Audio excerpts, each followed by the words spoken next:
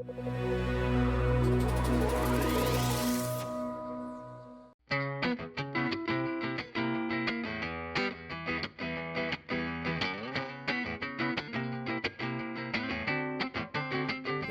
year we staged 6 talks, and I talked to a lot of people about what companies excite you in the London tech scene, and TransferWise comes up again and again. Let's go back. It was mentioned that you were the first employee at Skype. Tell me how you go from working in that company to starting this company. I think, first of all, my journey getting into Skype was also already kind of entrepreneurial. So I ended up meeting Niklas and Janos when they had sold Kazaa, and they were at that point not really the famous entrepreneurs they were, but rather renegades on the run from everyone else. And the decision to join them can also seem already a crazy one. You have 2 guys who sold the company who are not most welcomed entrepreneurs by many lawyers in the world. So already deciding to join them, I think, is a little act of faith, and is an act of looking for something more exciting to do in the world. Mm-hmm. So if we start with Skype, as you mentioned, Kazaa was a peer-to-peer sort of music sharing or file sharing service, sort of like Napster. So these guys were effectively pirates, right, at the time. So you decided to join a band of pirates. I'm not sure anyone ever has put it in this exact way, but I guess technically, Matt, you're very correct. It was a band of pirates, and thus I should pull out my pirate costume and wear it proudly. What was it about that idea, Skype? It's hard to look at something like that this far on, because now, of course, Skype is probably Europe's most noted tech success. It sold a couple of times, first to eBay for $4 billion, and then was sold back to the founders because it turned out that the band of pirates didn't actually sell the underlying technology that made Skype possible. So they bought it back, and then they sold it to Microsoft for $8.5 billion. So a great success. But when you look back at what Skype was in those early days, what excited you about it? What really excited me was the fact that Niklas and Janos had built something which was disruptive. When I joined them, we had no idea about Skype. I joined them when Kazaa had been sold, and I knew these 2 guys who had caused some mischief in the world already, and I figured they're not done yet. So I actually joined them when we weren't working on anything particularly. It was about 6 months before even the first idea for Skype was around, and the first idea for Skype was pretty far from what Skype became. So I really joined people, and I think that's what happened in the world in general. People join other people, and they join people with ideas and whom they believe can make a change and can make things happen. What was the original idea for Skype? Skype started as a Wi-Fi sharing thing. It was the year 2002, so Wi-Fi was still pretty new, and the idea that you can use your computer and not be tied to a physical cable was quite exciting. And we started working on the idea of, can you share Wi-Fi in any way? So very similar to what Phone is nowadays, and a couple other companies. And then as we were working on the Wi-Fi sharing idea, we were thinking about, so what can you do with Wi-Fi sharing? And then kind of a light bulb went on in someone's head, like, can you make phone calls over Wi-Fi? And then as we started thinking about, okay, can you make phone calls over Wi-Fi, we realized, can you make phone calls over the internet? And we realized that there's a lot we can do there, and that kind of bundled with Niklas's telco knowledge, because he had spent a long time at Tele2 before, which is a Scandinavian telco, and from there on the idea started taking shape. And what was your job? Because you were based here in London, and Skype, like TransferWise, which we'll get onto, sort of split between London and Estonia. So actually, I'd say Skype was started in Estonia, because it took us a while. Were you based there then? I was, yeah. I was born in the Soviet Union. I grew up in modern, independent Estonia, and I moved to London some 7 years ago. Okay. But Skype was started in Estonia. And when it was started, it was really the tech team, and then it was Niklas and Janos. Mm-hmm. So I started out working with the tech team, managing parts of it. and then went on from there to do everything which was new, which we had no idea how to do. So at one point it was, hey Taavet, we need to do something on mobile. Next day it was, Taavet, can you go and launch Skype in China? And from there on I went on various projects and missions around the world. Why was Skype started in Estonia? We will get on to TransferWise in a second, but it's interesting because both of the founders they're not Estonian. I know Niklas is Swedish and Janis, is he Danish? Yeah. So what was it about Estonia that attracted those guys there? That's a long story, which basically had to do with knowing some people in Estonia. Okay. So essentially, I'd love to say there's a better story that Estonia had 10,000 engineers and Niklas hired McKinsey to find the best place to build a company. Sadly, it's not so. Just Niklas knew a couple really good engineers in Estonia, started working with them to build Kazaa, and then everything else was kind of built on top of that. So the TransferWise story, as I understand it, really started when you moved to London. Is that correct? Very true. So at one point in 2006 or 7, I moved from Estonia to London, but I still stayed on the payroll for Skype in Estonia. So every month I had to do a walk of shame and go to the local bank branch in Tallinn and transfer my living cost to London. And every month as I was doing it, I was realizing that, first of all, it's really awkward to go to the bank and stand in line every month. And second, when I send €1,000, I'm expecting to receive £800, if I look at the exchange rate on Reuters. But in reality, I receive 750 or like a different amount. That's when I felt the frustration of, first, it's a really awkward process, and second, some of the money just goes missing. Mm-hmm. So how long did it take you to sort of click that this frustration could be a business? So when I had the frustration, it took a little bit until I met Krista, who is now my co-founder, and then we discovered this neat way of doing money transfer in a peer-to-peer way. Right. So essentially, I transfer money from my account in Estonia to his account in Estonia, and he transferred money from his account in London to my account in London, and we do it based on the mid-market rate as reported by Reuters. So we did it with Krista, and then we had actually a bunch of people, and we had a Skype chat where we would say, hey, I need £2,000 in London. And someone said, yeah, I need euros in Estonia, so let's make a swap. Right. We had a little virtual trading floor of a kind. And but then I was really busy building Skype because it was still super exciting and fast growing.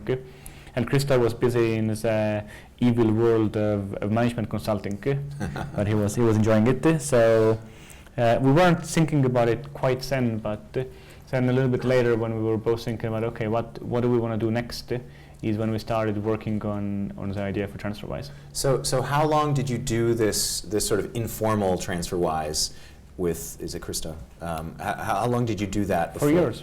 4 years? multiple years. Okay.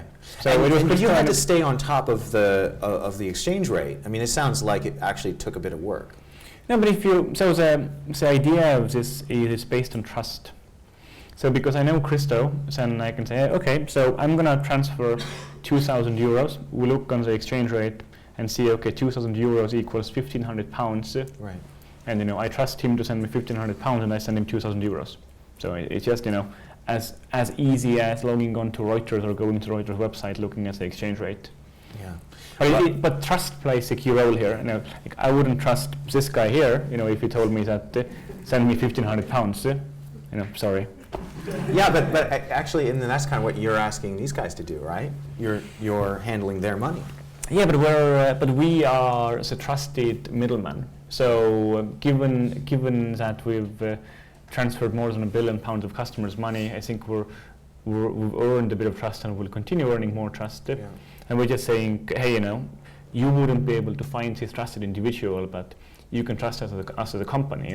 We have Richard Branson and Peter Thiel as investors. We're here for the long term.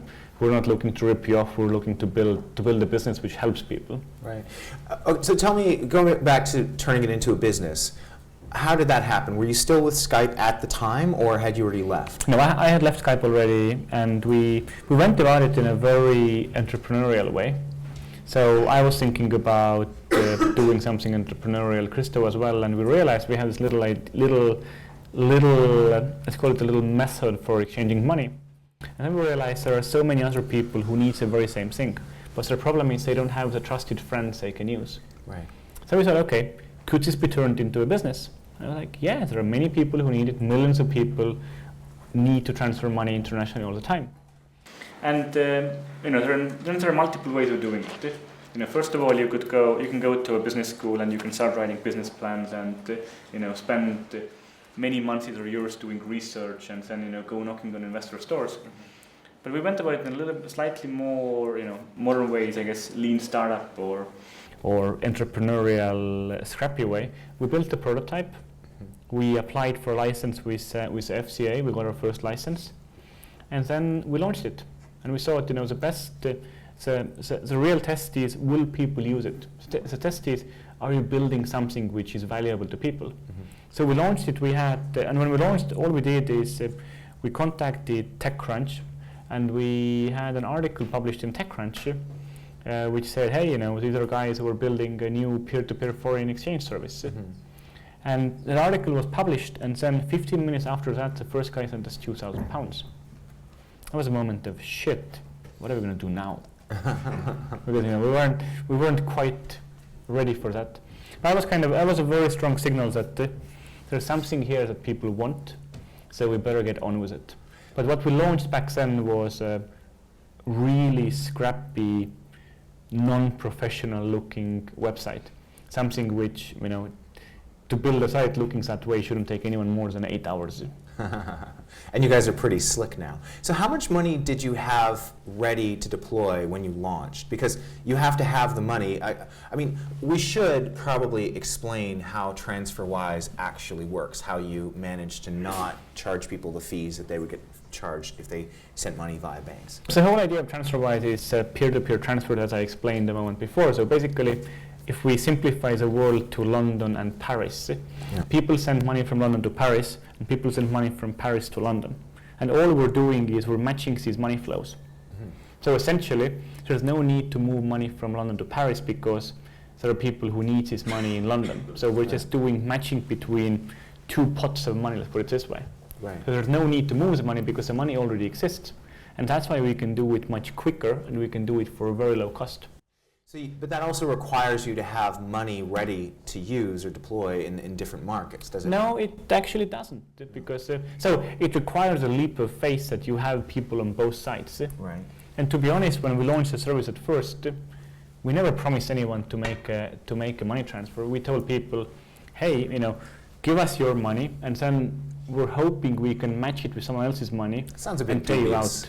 I'm not sure I would have given you my money. That's why I think the first guy who used us deserves a medal. Yeah. He should be a hero. Because literally, give him his £2,000 back. We never promised that within X hours or days it's going to be done. How did that work? Because that just sounds like a tremendous leap of faith. There's a lot of organizations that will encourage you to give up your money for something down the road, and they generally keep your money and don't give you anything. We promise people a better world, an easier way of doing things which doesn't involve the bank. Right. I would guess that if we ask here, then most people are pretty dissatisfied with what they're getting from their bank. So we promise people a break from their bank, and we promise them a service which is faster, easier to use, and saves them money. So who doesn't want something which is faster, easier to use, and saves you money? Good point. What was interesting is when we look at tech, the idea of early adopters, they tend to be like, trendy kids or people who just live for tech. But these were not necessarily your customers. We got people from all walks of life. We had, obviously the first guy who heard of us on TechCrunch, I think he was from the tech world. Right. But then pretty quickly we started finding little pockets of customers. We had, and we still have lots of retired people, lots of pensioners who are Brits who have retired to south of Spain or south of France. Yeah. And they get their pension paid every month, and it's not a large amount. So losing £25 every month to transfer a pension is actually really meaningful. Right. So these people are using TransferWise on a monthly basis to get their pension transferred from here to Spain. And how did you break through that with that message? Because now you talk about taking on the banks. Was that the message from the outset? Actually, no. When we started, we called it peer-to-peer foreign exchange. Who the hell knows what that means? Yeah, exactly. I don't even know what that means. It took us a while to realize two things. First of all, what we're doing is what people refer to as money transfer. Right. And second thing, what we realized is that we are, I wouldn't say we're against the banks. I think banks are good for many things, but when it comes to money transfer, it's something which we can do much better than a bank. Mm-hmm. But what we realized is that people come to us having used the bank previously. So it's easy to kind of position us that here's a service you get from a bank, here's what you get from us. So kind of just to visualize in people's heads that we are the anti-bank in that sense. Right. When did you realize it was going to be, it's a difficult question, but successful? Was there a point at which we thought, well, this is actually gaining momentum, having been part of what was an incredibly successful startup with Skype? Do you think it's successful now? Well, I guess I say that, but Peter Thiel, this American investor who you're probably all aware of, was one of the founders of PayPal and the first investor in Facebook, recently called Europe a slacker with low expectations, but he's invested in your company. But he made an exception. So in that sense, you have Richard Branson as an investor. He's no slacker either. Yeah, he's no slacker either. You certainly have the attention of a lot of significant people who are smart with their money. I'd say if all we can do ends here, then I wouldn't call it a success. I think we've achieved quite a bit, but I would say we're still just getting started. Right. If I look at the world of money transfer, there is so much we can do. We're touching the tip of the iceberg. So I think there is way more that I would personally like to do before we can call it a big success. Yeah, things are going well. Mm-hmm. Things are definitely successful, but I don't think anybody could or should sit down now and start celebrating. Okay. So what is, I want to ask you about the investors, but when you talk about that sort of larger goal, it's interesting that you say that you're taking on the banks, but in a way you're taking on a fraction of what they do, money transfer. It's a small part of what they do. It's where they make some decent money, but do you have a vision that extends way beyond that into other services? It's a good question. I guess we've dreamed about it, but money transfer is so big. It's going to take us a while to achieve our goals in money transfer. So I think it would be a mistake for us to start thinking about any other thing besides this. Mm-hmm. One of the things you learn as a startup is that being focused is so damn important. Right. And you can only really be good at one thing at a time. So for us, it's about being really good at money transfer. So we've transferred more than £1 billion now. Right. But if we think about the world, there is between 5 and 10 trillion that gets transferred every year. We shouldn't rest until we get into the hundreds. Right. And then we'll see. Companies like to scale and make more and more money, right? Obviously, you will do that as you build volume, but you're still taking a very small fraction. How do you become the billion-dollar, $100 billion company that we're seeing out of Silicon Valley here when it seems like you're saving people money? I have a very realistic plan. How do we get to transferring 100 billion a year? Right. So there's another company called Western Union which transfers less than 100 billion a year. So they're a fairly big company. So I do think there is plenty we can take on, and that will build a very nice and sustainable global business. You're based here in London. We're actually now right by the Silicon Roundabout, Okay. also Roundabout. We have our office of our own now, which we're very happy about. So you have 160 employees, you said, and 40 Yeah. of them are here. So tell me why you've chosen to have a big center in Estonia as well. So kind of when we got started, we were thinking about what's, we are building a low-cost service. We have to think about what makes sense for the company. We know lots of really smart people in Estonia. So it kind of, and I can talk more about why it's not a good idea as well, but it kind of made sense to use the really smart people we know in Estonia and whom we can trust. Right. And to start building the company with their help. And that's why now we've ended up with having more than 100 people in Estonia and 40 people in London. Okay.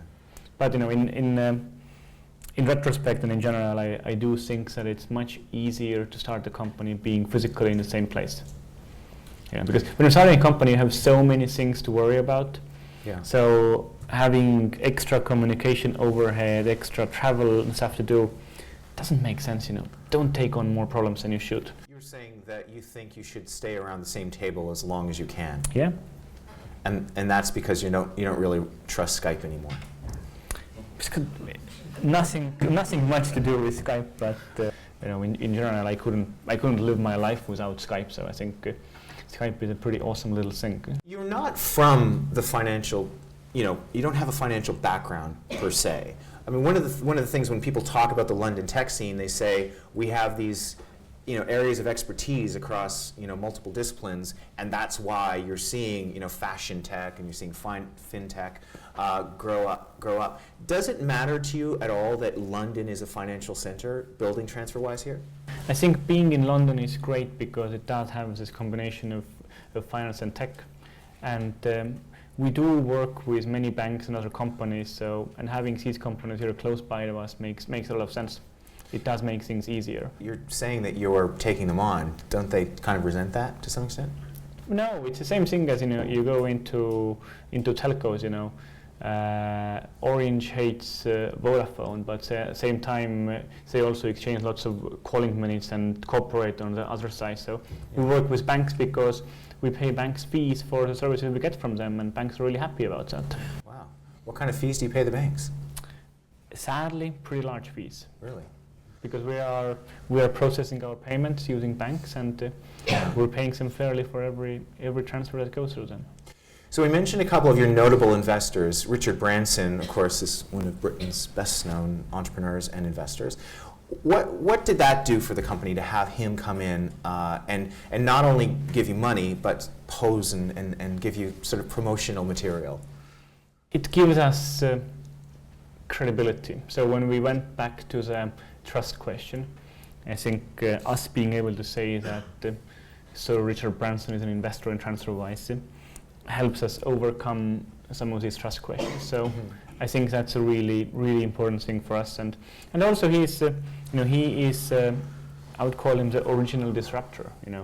He knows a lot about how do you disrupt different industries, and being able to tap into his knowledge and experience.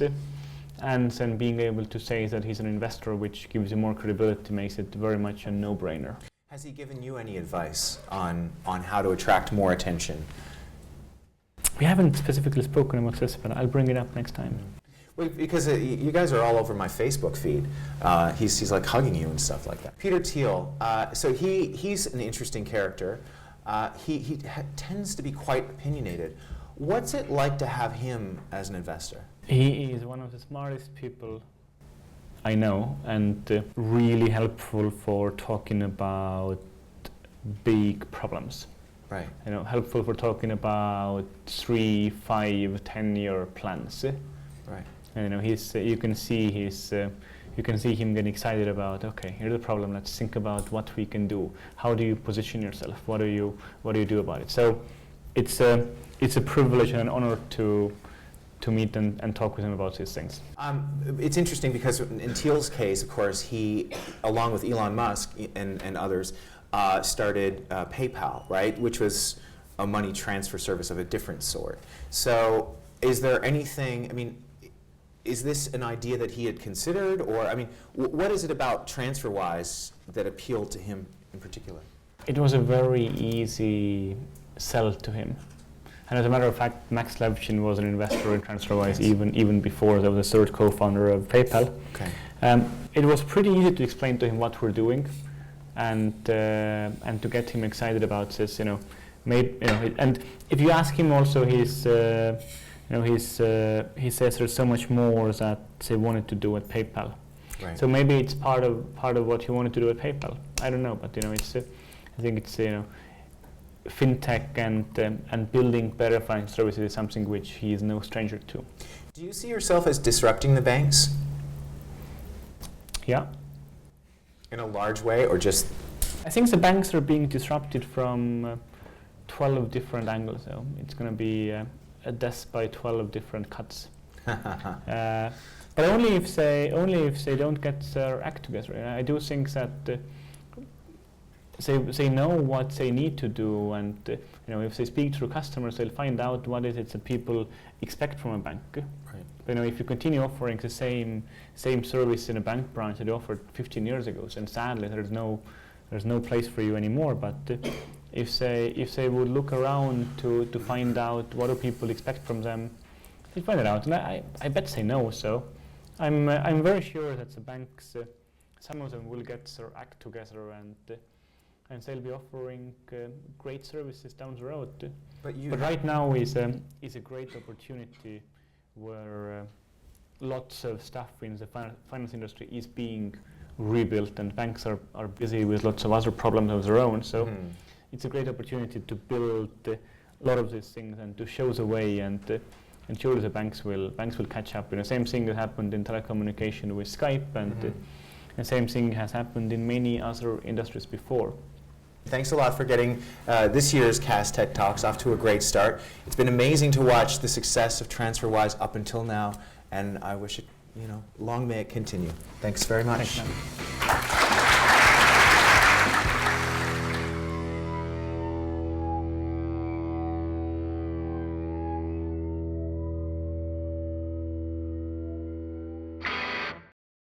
Matt.